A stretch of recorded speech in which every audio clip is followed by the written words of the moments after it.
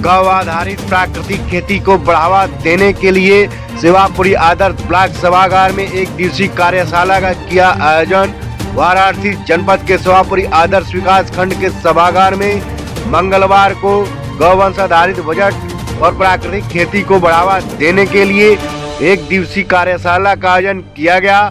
वहीं सेवापुरी क्षेत्र के सैकड़ों चयनित किसानों ने एक दिवसीय कार्यशाला में भाग लिया, जहां जिले के संबंधित अधिकारी व गौ सेवा प्रमुख अरविंद सिंह श्याम जी ने गौवंश आधारित प्राकृतिक खेती को बढ़ावा देने को लेकर प्रगतिशील चयनित किसानों से कई बिंदुओं पर विस्तृत रूप से जानकारी देकर गौ आधारित प्राकृतिक खेती करने के लिए प्रोत्साहित किया। कई किसानों से संवाद किया। वहीं वाराणसी के जिलाधिकारी कौशल राज शर्मा ने किसानों को संबोधित कर अंग्रेजी पद्धति को खत्म कर पारंपरिक खेती करने के लिए प्रोत्साहित किया। वहीं 250 प्रशिक्षित किसानों को जागरूक करते हुए कहा कि कम से कम 20 अन्य किसानों को गौ आधारित प्राकृतिक खेती करने के लिए प्रोत्साहित करें। इस मौके पर कृष्ण कुमार चौधरी, उप कृषक निर्देशक अखिलेश कुमार सिंह, जिला कृषि अधिकारी अश्विनी कुमार सिंह, जिला उद्यान अधिकारी संदीप गुप्ता एवं प्रगतिशील किसान वीरेंद्र सिंह, रमा शंकर सिंह, कैलाश सिंह, उदयभान सिंह पटेल, सुमन पटेल समेत सैकड़ों चयनित किसान कार्यशाला में भाग लिया। सर कहाँ पे किस तरह का सर कार्यक्रम चल रहा है? आज ये सेवापुरी ब्लॉक के मुख्यालय पर हम लोगों ने ऑर्गेनिक और गो आधारित कृषि है, जो जीरो बजट कृषि है, उसके जो लोग जिन्होंने कृषि को अडॉप्ट किया है उनका आज सारे दिन का सेमिनार रखा है। सेवापुरी ब्लॉक में प्रत्येक न्याय पंचायत में हम लोगों ने ऑर्गेनिक फार्मिंग की और गो आधारित कृषि की ट्रेनिंग करवाई थी और पिछले 1.5 वर्ष में करीब 1100 लोगों को ट्रेन किया जा चुका है। उसी में से लगभग 250 लोग जिन्होंने ये अडॉप्ट कर ली है उनको आज यहाँ पे आमंत्रित किया गया है और आज उनका दोबारा से प्रशिक्षण करते हुए उन लोगों को जागरूक किया जा रहा है और उन लोगों की सहायता के लिए प्रेरित किया जा रहा है कि वो खुद भी ज़्यादा से ज़्यादा किसानों को इसमें जोड़ें।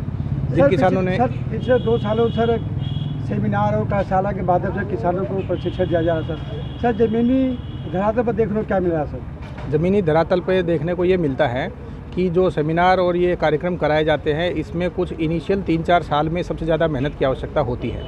शुरू में जहां ब्लॉक में 50 किसान भी इसके लिए तैयार नहीं होते थे, अब 500 से ज़्यादा किसान इसको अडॉप्ट कर चुके हैं। अब 87 गांव हैं पूरे यहाँ सेवापुरी ब्लॉक में, तो सभी 87 गांव में लगभग 4-5 किसान हमारे हर गांव में एवरेज जुड़े हैं, किसी में ज़्यादा है किसी में कम है, जो कि एक बहुत अच्छा नंबर है। क्योंकि शुरू में तो लोग इसको मानने इसमें ही संकोच करते थे और जो यूरिया आधारित या DAP आधारित कृषि है उसी को ज़्यादा करते थे।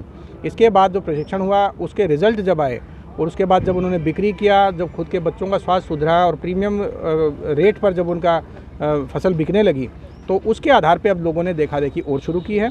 और ये इसी प्रकार से ही होता है प्रोग्रेशन इसका। शुरू में 2-3 साल ज़्यादा एफर्ट करना पड़ता है, उसके बाद वर्ड ऑफ माउथ और लोगों के देखा देखी ये चीज़ें स्प्रेड करनी शुरू कर देते हैं। आज भी हमने किसानों से आह्वान किया है कि प्रत्येक किसान अब 10 किसानों को और जोड़ें, जो खुद उन्होंने फ़ायदा उठाया है उसका ज़्यादा से ज़्यादा लोगों को बताएं ताकि बाकी लोग भी जोड़ सकें।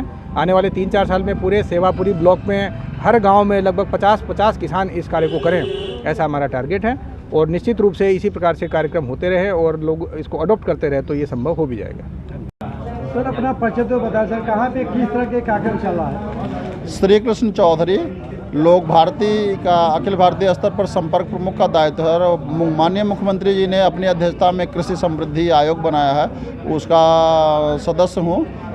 लोक भारती के माध्यम से पूरे देश भर में और प्रदेश भर में किसानों की आय को बढ़ाने के लिए बिना कीटनाशक, बिना हाइब्रिड बीज का प्रयोग करते हुए, बिना खरपतवार नाशक का प्रयोग करते हुए, DAP यूरिया का प्रयोग किए बिना उत्पादन भी ना घटे और हमारे किसानों को लाभ भी ज़्यादा हो, इस तरह से सुभाष पालेकर जी के द्वारा प्रतिपादित जो है प्राकृतिक खेती को जो है सुभाष पालेकर प्राकृतिक खेती को, जिसका नाम पहले जीरो बजट प्राकृतिक खेती रहा, ऐसे देश भर में लाखों संख्या में किसान कर रहे हैं और सफलतापूर्वक उसका लाभ भी उठा रहे हैं। सर पिछले 2 सालों से सर सेवापुरी में तमाम कार्यशाला और यहाँ पे सेमिनार के माध्यम से किसानों के साथ यह प्रशिक्षण दिया जा रहा है। सर इसका जमीनी धरातल पर क्या देखने को मिल रहा है? आपकी बात ठीक है। पिछले 2 वर्ष पहले जो है सेवापुरी विकास खंड को हम लोगों ने, जिला प्रशासन ने भी और कृषि विभाग ने भी प्राकृतिक खेती के मॉडल विकास खंड के रूप में इसको आच्छादित करने का निर्णय लिया गया था। यहाँ पर न्याय पंचायत स्तर पर किसानों का प्रशिक्षण हुआ है, ब्लॉक स्तर पर भी हुआ है। उसके बाद किसानों ने इसको करना प्रारंभ किया।